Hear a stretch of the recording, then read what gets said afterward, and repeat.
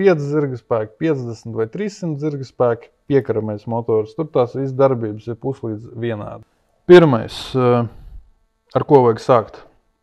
Jūs to motoru pieslēdzat vai nu pie ūdens. Ar šļūteni ir tāda speciāla uzmava, uzliekās virsū uz reduktoru, pieslēdz ūdeni, vai nu arī mazo motoru ieliec mucā. Viņu vajag vienmēr sakot iedarbināt un uzsildīt. Līdz darba temperatūrai. Jā, līdz darba temperatūrai, lai motorā eļļa uzsilst, caur kāju iet izplūdes gāzes, arī reduktorā eļļa drusciņi uzsils, jā, un tā kā sakulsies. No viņa atslēdz benzīna padevi.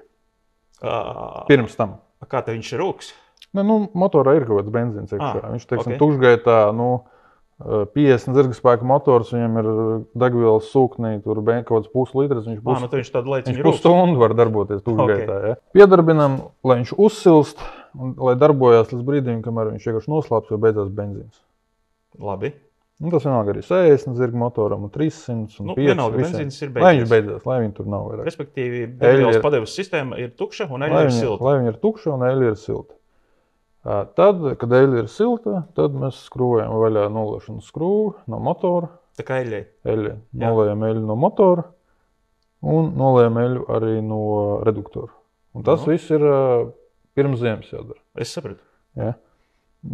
Eļļas nolīst, tur, ja ir lielāks motors, tad atskrūvējam eļļas filtru, nomainam viņu, ja.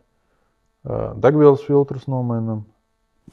Un tanī brīdī tur, ka viss notek, saskrūvējam atpakaļ korķus, uzpildām motoru ar jaunu eļļu, uzpildām reduktoru ar jaunu eļļu. Atbilstoši tādu, kādu ražotājs ir paredzējis, kurā vietā liet. Jā. Okay. Un tad mēs paņemam, īstam arī lielam motoram kaut kādu puslitru benzīnu. Labi. Vēlams 98. Protams. Ieliekam degvielas stabilizatoru klāt. Tieši tā.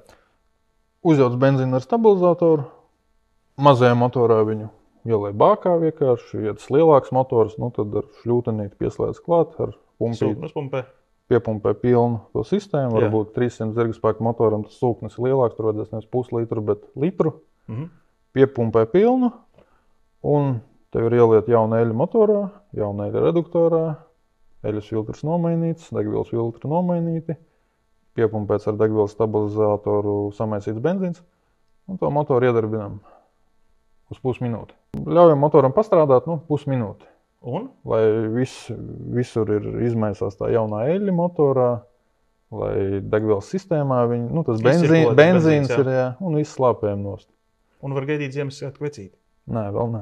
Viss kārtībā, 2 lietas nomainam un kārtībā. Nē, es teicu, ka nē. Un tādā brīdī tu esi viņu uzsildījis, nomainījis eļļu, ielējis benzīnu ar stabilizatoru, piedarbinājis. Labi. Tad izskrūvējam sveces ārā. Labi. Un iepūšam eļļiņu speciāli, kas ir aerosola. Ko arī, protams, var dabūt pie tevis. Jā. Super. Iepūšam eļļu. Jā. Pāris reizes pagriežam to motoru. Vai no starteri, vai roku. Kāds no motora? Tā eļļiņa izmērējas pret cilindra sieniņiem. Un tad iepūšam vēl un ieskrūvējam sveci iekšā. Labi. Un tas, ka būs jāizdara pavasarī, būs jāizskrūvē sveci ārā, jāizgriež, lai tā eļļiņa izšaujos ārā. Respektīvi virzulis ejot uz priekšu, izstums to eļļu tā kā miglības formā laukā. Jā. Pavasarī vienīgais, ko vajag izdarīt, ir izskrūvēt sveci, izgriezt viņu, uzpildīt jaunu benzīnu un braukt. Rekā. Vēl vajadzētu. Redz, kad es to daru ar motoru, man jau ir liste parasti. Mums vajadzēja vienkārši nolikt te pa vidu motoru un ķerties pie viņa klāt, tā izdarīt to visu. Piekara vajag sašpricēt. Piekarā ir punkti, kur speciāli smēri spiež.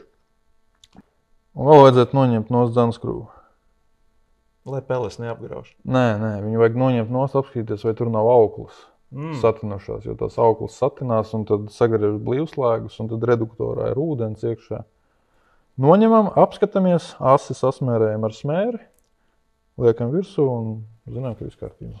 Jā, jo galu galā tā ir tā daļa, kas ir zem ūdens un īsti nekad nevar zināt, ko viņi tur uzķer. Protams, ja tas būs kāda malu zvejnieka atstātais tīkls, tu jutīsi, bet tā būs vienkārši žilpa kaut kāda, to nemaz nejutīs. Jā, viņi ļoti forši aiziet te gar malu un uztinās virsū. Jā. Vai par motoru viss? Beidzot. Principā, jā.